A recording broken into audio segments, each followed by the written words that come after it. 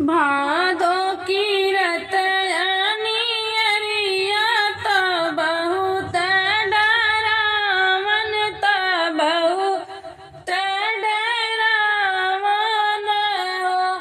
आरे छाई घटा घन घोर बहुत जल बरसे बहुत जल बरसे लो। आरे छाई घटा घन घोर बहुत जल बरसे बहुत जल बरसे लो।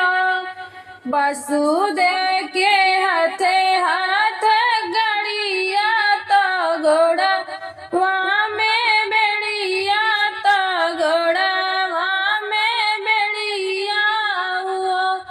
आरे अष्टमी रात जन्म कन्हाई तो जेल के भीतरिया तो जेल के भीतरिया हुआ। आरे अष्टमी रात जन्म कन्हाई तो जेल की भीतरिया तो जेल की भीतरिया हुआ।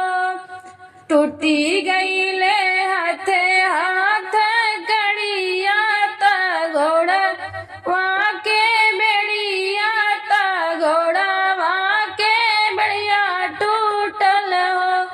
आरे सुती गईले जेल के पहरुआ कन्हैया लिहले जन्म कन्हैया लिहले जन्म आइयो। आरे सुती गईले जेल के पहरुआ कन्हैया लिहले जन्म कन्हैया लिहले जन्म हुआ। सुपवा में लई के कन्हैया के वासुदेव चलन गोकुल हो।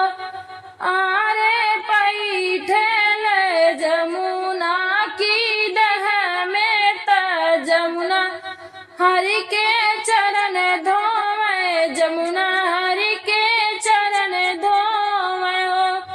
आरे पैठल जमुना की डह में त जमुना हरि के चरण धोवे जमुना हरि के चरण धोवे हो।